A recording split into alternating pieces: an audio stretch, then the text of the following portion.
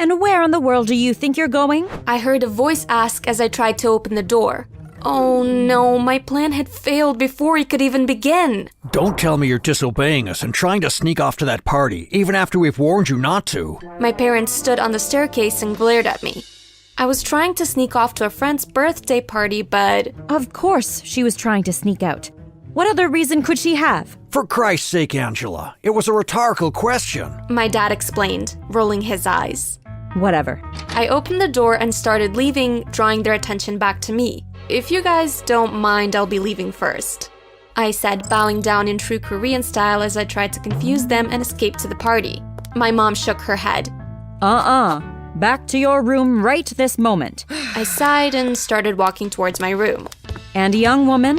My mom called, stopping me in my tracks. I turned to look at her. You're grounded. It doesn't matter, Mom. I never go anywhere, so I might as well have been born grounded. I banged the door with all my might as I entered my room. Hi, I'm Maria, and I have crazy parents. They're protective to a point where it's scary. They never allow me to go anywhere that isn't school. It wasn't as terrible as it should have been anyway, mainly because of Marco, my lovely boyfriend. He made me dream of coming to school every day. Marco and I hadn't always been friends. Our classmates used to tease him because of his feminine features, and I'm ashamed to say I used to be one of the lead teasers, until I found him crying in the bathroom one day. Marco? He looked up at me angrily. What do you want? Why are you crying? Why do you care? Isn't this what you want? What? For me to hate myself? What? No, you're pretty, handsome. He stood up and started leaving angrily. Hey, stop! I chased after him. I wasn't teasing you again, I promise.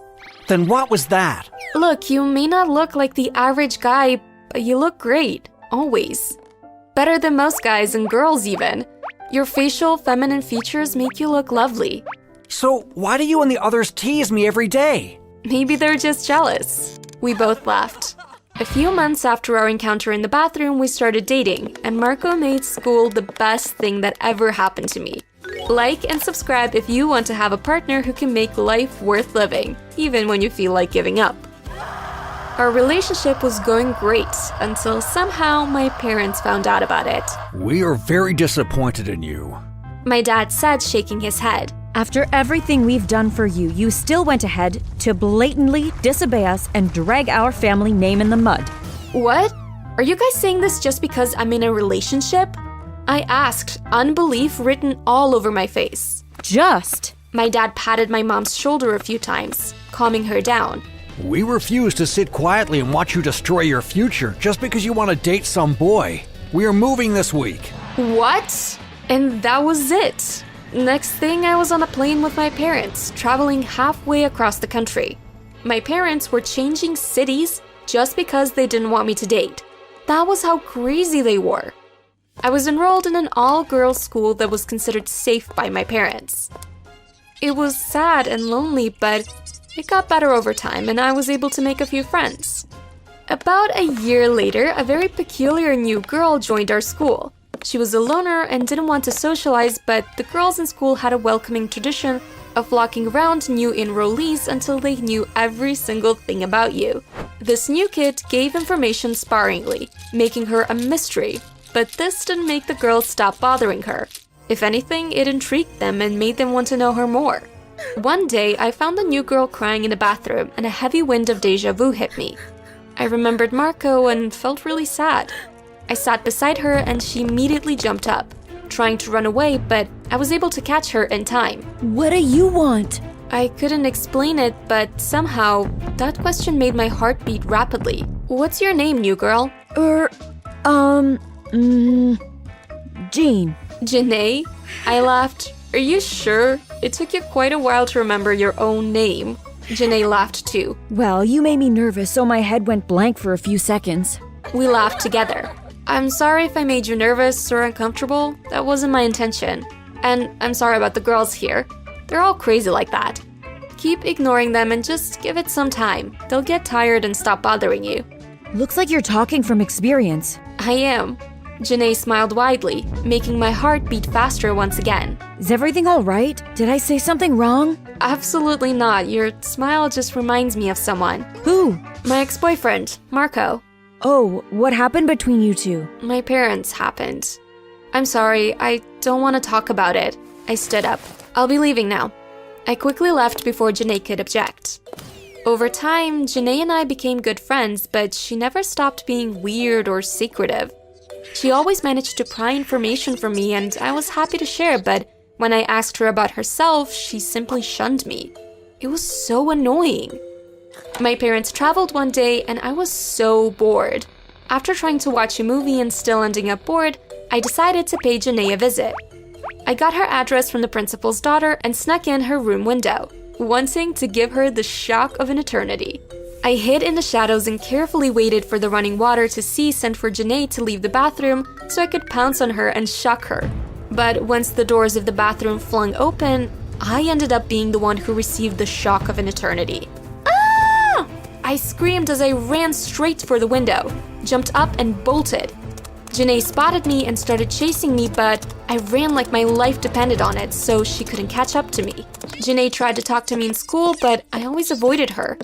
I never gave her the chance to explain what I saw that day to me until she cornered me one evening on my way home from school. Hey, get out of my way right now! Or else what?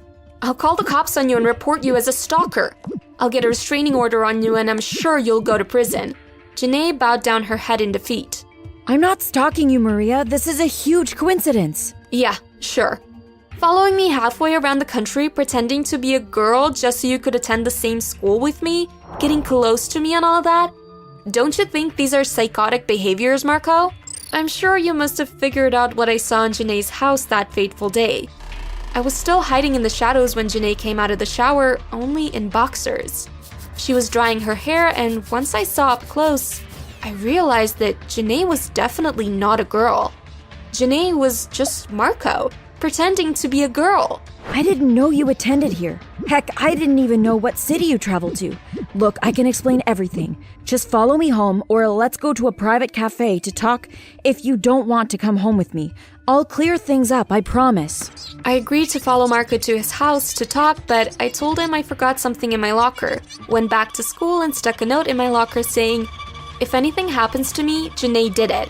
She's actually a boy and her name is Marco." I also sent a scheduled text message to my parents with a note and my location. It would be sent automatically in 3 hours if I couldn't stop or postpone it. After that, I followed Marco home. At Marco's home, he explained that he and his family were under witness protection and nobody could know they were really here. After you disappeared from school without any explanation, I became depressed and people started teasing me again. It was a very dark time in my life. After a few months, though, a new kid joined the school, and he was just like me. No, his features were much more prominent.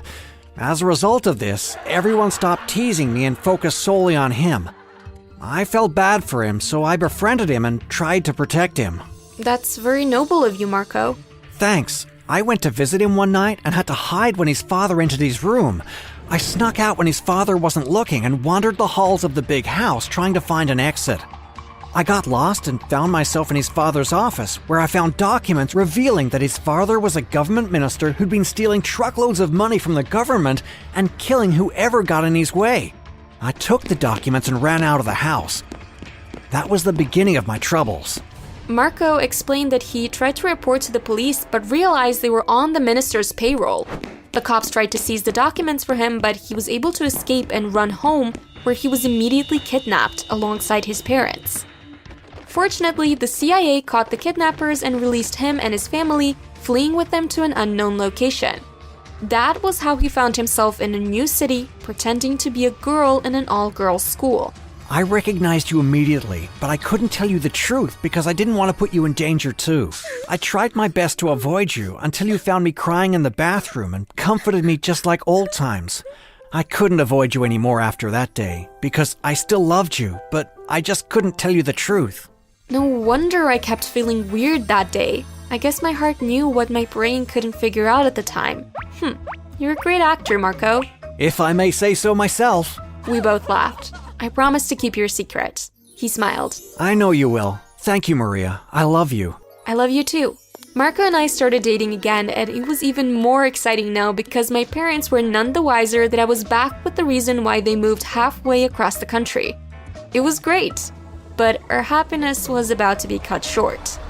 During swimming practice one day, our nonchalant swimming teacher mistakenly switched our energy drinks before the swimming lesson and gave Marco a drink that made him drowsy instead of energizing him.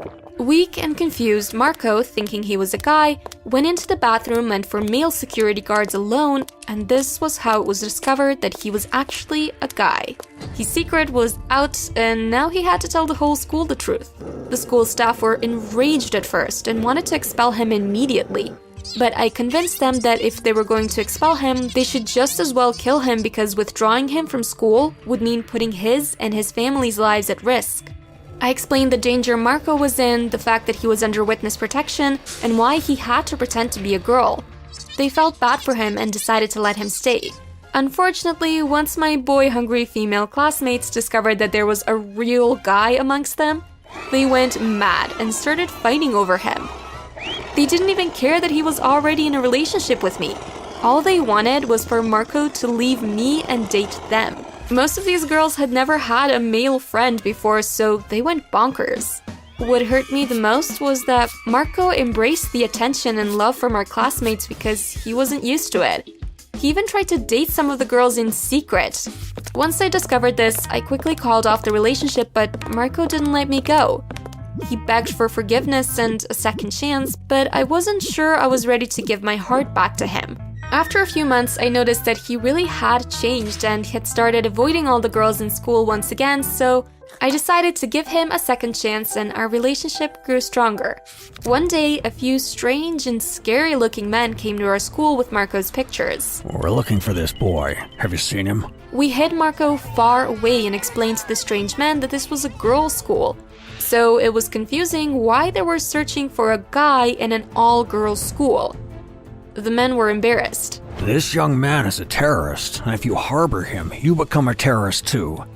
This is a matter of national security. If you ever spot him anywhere, please call this number immediately. One of the men said while showing the card to all the students. Months passed and the CIA were finally able to build a case against the minister. Marco testified and showed the documents to the court. The minister was convinced and Marco and his family were finally able to live normal lives once again. We held a farewell party for Marco and we all cried as he left. He promised to visit often, but our principal assured him that it was an all-girls school, so boys weren't allowed, making us all burst into laughter. I'm just kidding. This is your home. Visit anytime, she said while hugging Marco. Marco convinced his parents to stay in the city and they enrolled him in a mixed school, not too far from my own. We continued dating throughout our time in high school and even after that. My parents only found out years later when I told them that I was marrying him. $25 after I cleaned the garage and the attic? Mom, how am I supposed to hang at the mall with $25? A 15-year-old me looked at the money skeptically. Mom, come on, it's not that you can't afford it. Look at Fifi, she has a $25,000 diamond necklace around her neck. Surely your son deserves more. Mark my words, one day you'll regret how you treated me. I stormed off. I wish that Mom would pay for how she treated me. I didn't realize that my wish would actually come true. Later that afternoon at the mall, Harry, my best friend, looked at me. I can't believe after you did all that work, she only gave you $25. Why don't you get a job at GrillNet? They hire 15-year-olds. The only thing is, you'll need to get your mom's permission. After the mall, we headed to GrillNet for the permission slip. That night, I asked Mom about the job, and she said she'd sign the permission slip. Really? I couldn't believe my ears. I ran for the slip and handed it to Mom before she changed her mind. The next day after school, I went to GrillNet and spoke with the supervisor, Mr. Foster. After the interview, Mr. Foster told me I could start the next day. I bounced into work the next day excited that I'd finally have access to money that wasn't Mom's. I took orders and delivered them with a smile on my face. I received tips, and I felt as though I had finally gained my independence. My shift was almost over when Mom walked in. I stood behind the counter nervously. Mom never, and I mean never, entered an establishment like GrillNet. Good evening, ma'am. Welcome to GrillNet. Can I get your order?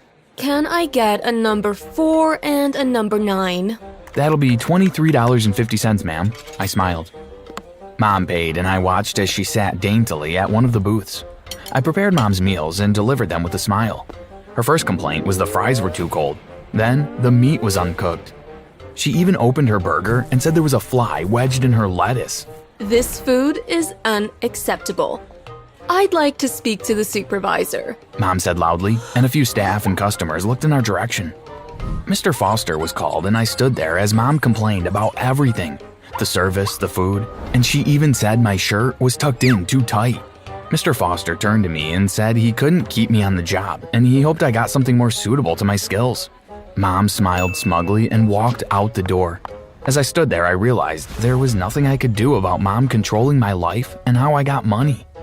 Over the next few years, I worked my butt off to get into a college as far away from home as possible. When I got accepted into SFGC, I showed Mom the admissions letter. I got a parietal scholarship and asked Mom if she'd pay the rest. You do realize you're 18, right? This means I am not obligated to pay anything for you. However, if you do go to a college near home and live at home, I'll pay your full tuition.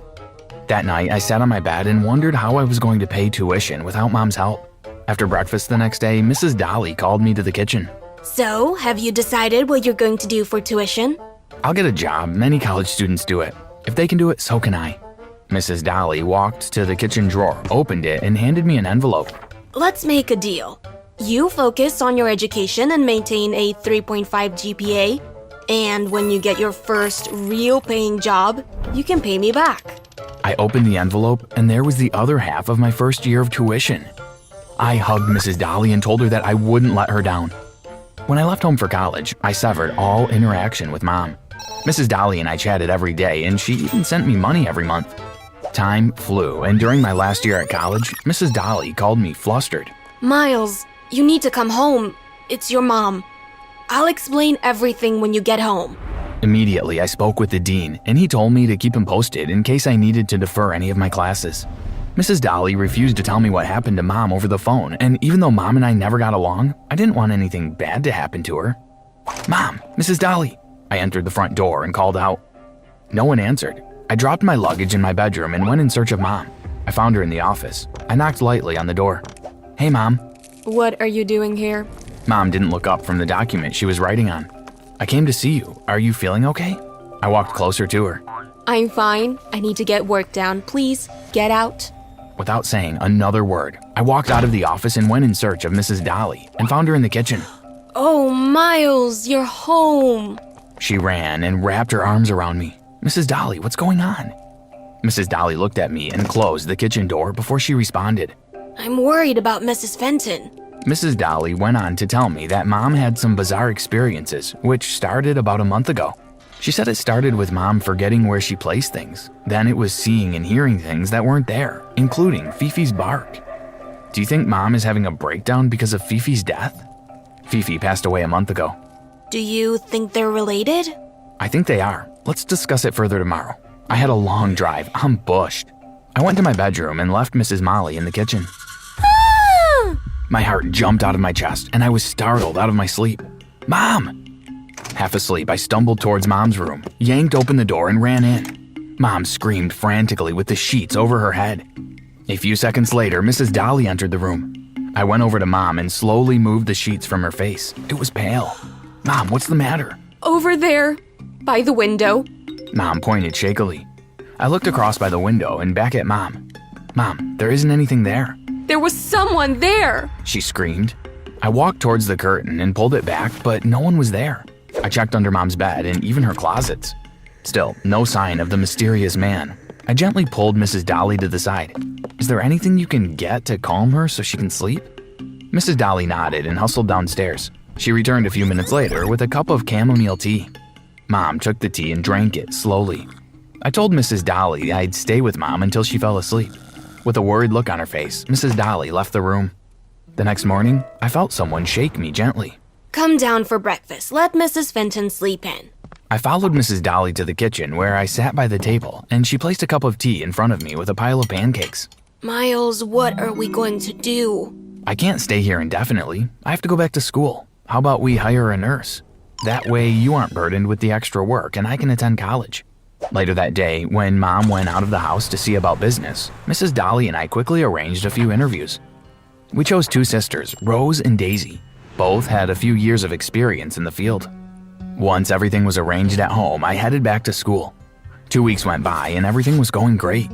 I thought Mom was getting better, but Mrs. Dolly called me one night and said Mom attacked Rose and she had to be rushed to the hospital where she got stitches on her forehead. I returned home that night. "Mom, we have to get you some help," I begged. "Daisy gave me the name of a doctor and he's coming to the house this afternoon." Mom refused to talk to me and she said she wanted her own doctor, but Mrs. Ramdas was on her honeymoon and wouldn't be back in 2 months. At 3 p.m. sharp, Dr. Osborne knocked on the door. Mrs. Dolly and Mom spoke with him while I waited outside anxiously for over an hour. Mr. Fenton, can I have a word with you? Dr. Osborne peeked out from the office. I walked into the office and sat on the empty chair. Mr. Fenton, after speaking with Mrs. Fenton and Mrs. Dolly, I think the best way forward is to put Mrs. Fenton in a home where she can receive proper care with a wide range of fully experienced staff. I do believe that she is currently suffering from a state of depression which can bring about hallucinations due to high anxiety. I've written up some sedatives for Mrs. Fenton to help her sleep at night. Dr. Osborne handed me the prescription. I am not leaving my home to go into any home. This is my home. I turned to Mom. "Mom, it's okay. I'll take care of you." I thanked him and walked him to the front door. While I took care of Mom, Mrs. Dolly worked on getting my lecturers to allow me to do classes online, for which I was extremely grateful. But after about 6 weeks of Mrs. Dolly and I taking care of Mom, she didn't seem to get any better. I needed to get some advice from the big guns. I spoke with Mom's lawyer, Mr. Bain, who was the family lawyer. He agreed that due to her health, she should be in a place where she could get the best care. Mom walked into the living room. What are you doing here, Mr. Bain? We didn't have a meeting today. Actually, Miles here needed some legal advice. Miles, I already told you that I'm not leaving my house. I don't care how cuckoo you or anyone else thinks I am. Suddenly, Mom picked up a chair and threw it at me. I ducked as the chair crashed against a wall. I ran out of the room while Mr. Bain held Mom back from rushing outside to attack me. When Mom finally calmed down, Mr. Bain came out of the living room and he told me he'd give me a call tomorrow.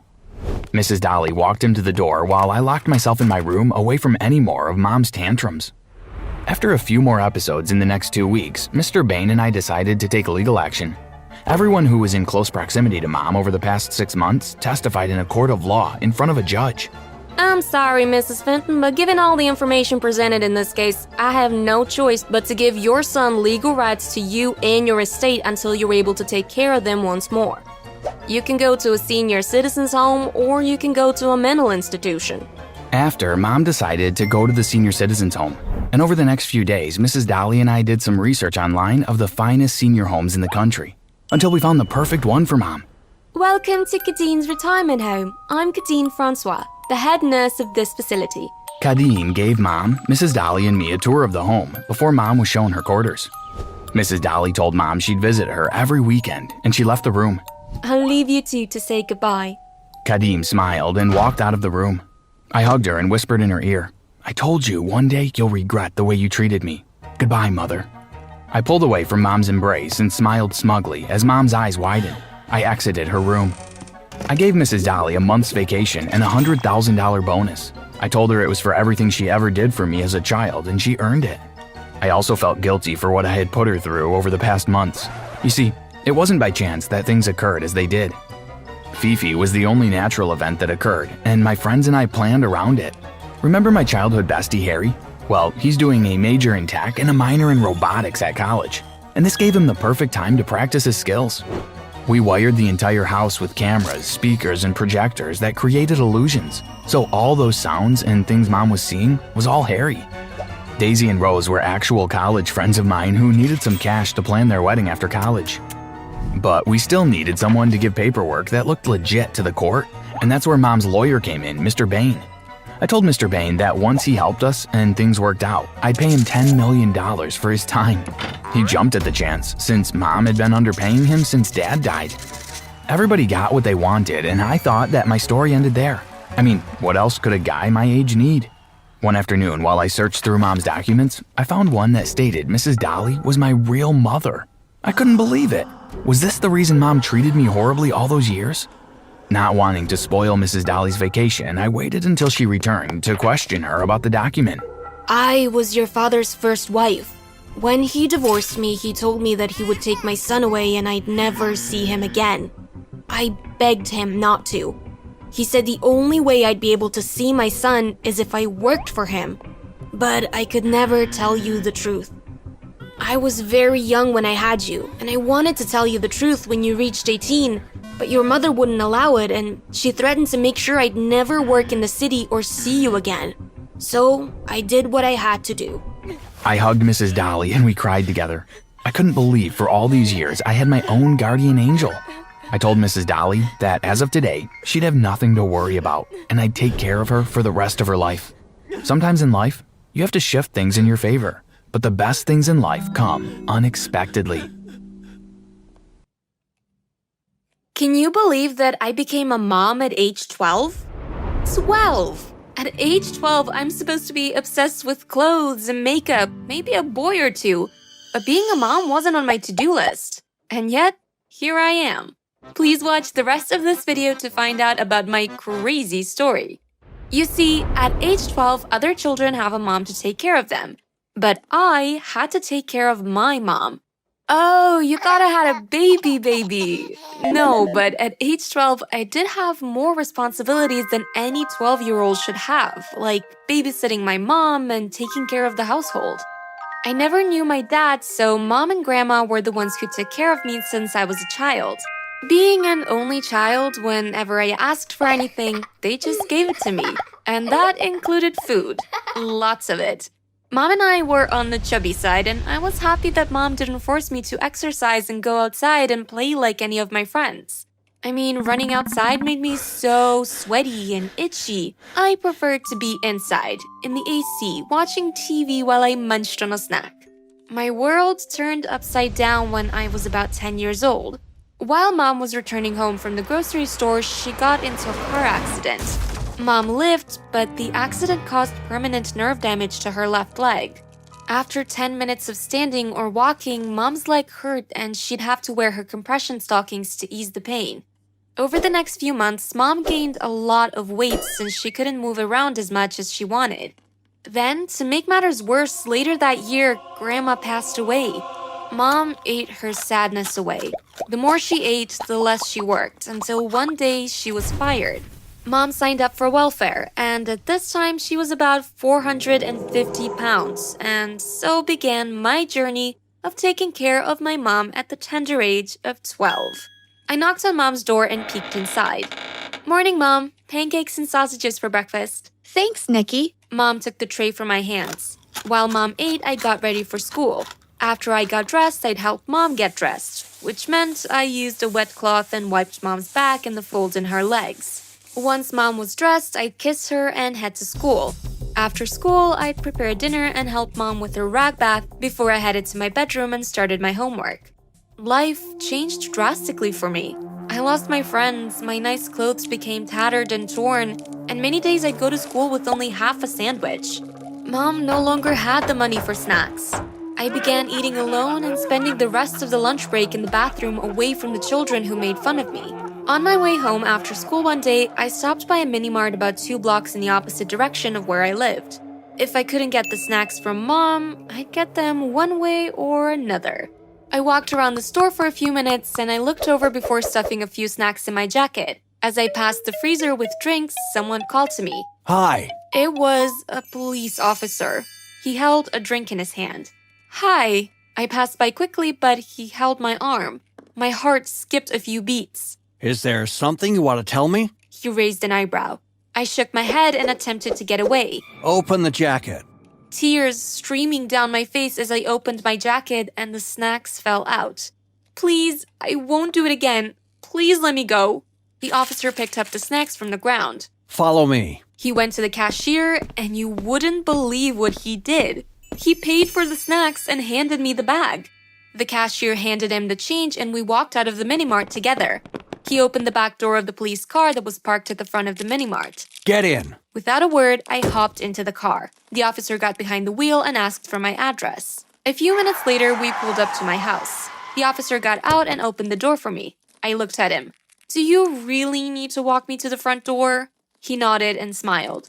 As I walked towards the house, I felt as though it was my last walk of freedom. I wasn't sure what the officer would tell Mom or how Mom would react. When we got to the front door, the officer knocked.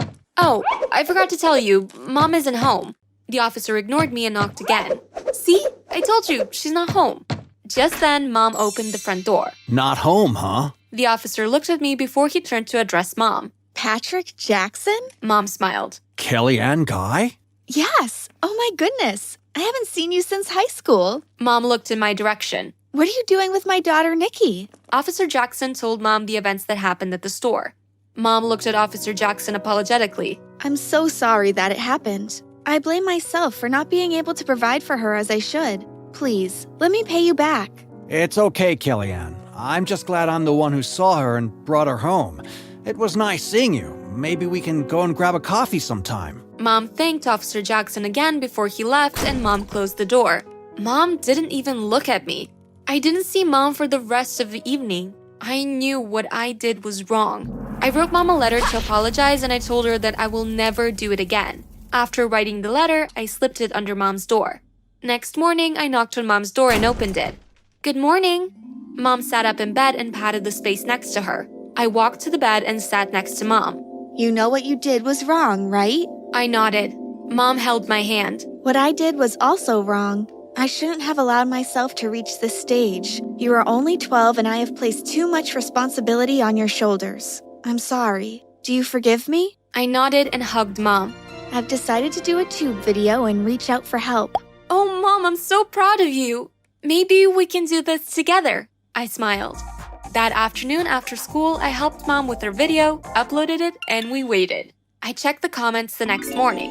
Mom's video had already passed over 500,000 views. I read through the comments. Some were very mean, but most of them encouraged Mom to get help and even post her journey so they could cheer her on. One comment caught my eye. It was from a Dr. Theodore St. Louis. He told Mom to get in contact with him. I ran to Mom's room and showed her the comment. Mom called him excitedly and told him who she was. After speaking to him for a few minutes, Mom hung up and told me that she had an appointment with him this Saturday. He even said he'll meet her at home with the dietitian team. On the day of the appointment, Dr. St. Louis told Mom that she had to lose 200 pounds before she could do the gastric bypass surgery. Together with his team, they came up with a diet plan for Mom and a simple exercise plan where they gave her a small device to attach to her arm, and she must complete 500 steps per day. If Mom completed their request, she'd be eligible for the surgery free of charge. Over the next few weeks, everything was going great. Or so I thought. One afternoon, school let out early because there was a power outage in the area. When I got home, I opened the front door and stepped inside. Right there, on the sofa, was Mom stuffing her face with a pizza. She didn't see me or hear me come in. "Mom, what are you doing?" I was shocked. Mom swallowed quickly and closed the box. "I can't believe you." Nikki, I can explain. "Keep your excuses, Mom." I walked out the house and headed to the park. I sat for a few minutes looking at the ducks that swam in the pond when a jogger stepped in front of me. I looked up. It was Officer Jackson. Hi, Nicole. Is everything okay? I shook my head and he sat next to me. He listened intently as I told him everything that was happening at home. Maybe your mom is having a hard time. Just because you're able to keep up with the diet doesn't mean it's easy for your mom. Officer Jackson and I chatted for a few minutes before he offered me a lift home. We pulled up to the house a few minutes later. Officer Jackson gave me a card with his number on it. I've got to get to work, but if anything happens, please don't hesitate to call me, okay? I smiled and nodded. Officer Jackson waved and left. That night, Mom didn't come home out of her room. I sat in front of her door hoping she'd come out. Around 5 a.m., I called Officer Jackson. He said that his shift is over at 6 a.m. and he'll be there as soon as he gets out. I waited by Mom's door until I heard a knock on the door. I ran to open it. "Hi," I said as I swung the door open. Hi, any luck yet? Officer Jackson asked as he stepped into the house with a bag of fresh produce. I sighed heavily and shook my head. He squeezed my shoulder softly. Come on, let's make breakfast. I'm sure she'll be out soon. Officer Jackson followed me into the kitchen. I showed him Mom's diet book. I helped Officer Jackson prepare breakfast. Officer Jackson plated Mom's breakfast and placed it on the tray. He took out an envelope from the bag he brought and placed it on the tray. He nodded to me. I inhaled deeply as I picked up the tray and walked to Mom's room. "Mom, breakfast is ready," I called out as I stopped in front of her bedroom. Come in. I walked into the room. "I'm so sorry about yesterday." Mom held up her arm to stop me. She smiled. Don't be. I said I want to lose weight and I need to stick to the plan. I handed Mom the tray. She picked up the envelope and looked at me with a raised eyebrow. She opened it slowly and read the card that was in it. Mom smiled. Nikki, can you help me get dressed? I nodded. As soon as Mom got dressed, she ventured into the kitchen where Officer Jackson sat by the table. Good morning, Patrick. Thank you for breakfast. That's what friends are for. How's your diet going? Nicole told me... Nicole! Mom's face was red with embarrassment. It's okay, Kelly. I just want to know how I can help. As Mom and Officer Jackson began to talk, I grabbed my breakfast plate and headed to my room. It was nice seeing Mom interact with someone other than me. After I ate, I placed the plate on my dresser, placed my headphones on, and lay in bed. Mom's breakfast with Officer Jackson became a morning routine, and when we had evenings free, the three of us walked in the park. One afternoon after I heard Officer Jackson ask Mom about my dad. Well, I dated Nikki's dad in high school, and when I found out I was pregnant, he also got drafted to play pro basketball. I knew if I told him I was pregnant, he'd throw away his career, and I didn't think I'd be able to live with that type of guilt. Are you saying that Nikki is my daughter? My jaw dropped. "You're my dad?" I blurted out from where I stood. Mom's and Patrick's heads spun in my direction. Nikki, I turned to run away, but Patrick caught my arm. Don't be too hard on your mother. She was young and afraid and had every right to be. I wish she'd told me sooner, but wishing won't change anything. All we have now is the present and the future. I would love to be a part of your life if you'd let me. I couldn't believe it. After all these years, I finally knew who my father was. I dove into Patrick's open arms and we both cried. Patrick and Mom dated, and within 2 years, Mom and I lost the weight and she was able to do her gastric surgery. After surgery, it was a long, hard road to healing, and on the days when Mom wanted to give up, Dad and I encouraged her to keep going.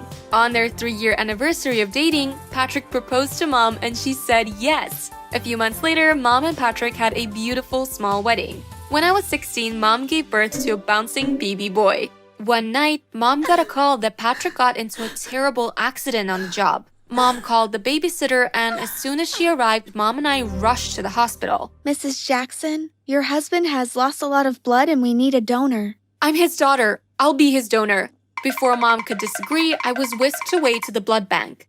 After they took my blood, they carried me to a bed and told me to lay down. I closed my eyes and relaxed, but it wasn't long before I heard Mom and the doctor as they whispered by my bedside. Mrs. Jackson, based on the samples we took from your daughter, there is no way she could be Mr. Jackson's daughter. Let's discuss this over here. Mom said, and I heard footsteps walk away from my bed. How could Mom be so calm about what the doctor said? Unless she knew. But why would Mom lie? Luckily, Patrick was able to get a blood donor and he had a successful surgery. Mom even told me that if it wasn't for me donating blood, that Patrick may not have made it. After Patrick came out of the hospital, there were a few times I wanted to come clean, but I didn't. I didn't want the burden of taking care of my baby brother or Mom if Patrick decided to walk out if I told him. If this little white lie is what it takes to keep my family together, then I'm willing to keep Mom's secret until I go to the grave. Grave. Grave. Grave. Grave.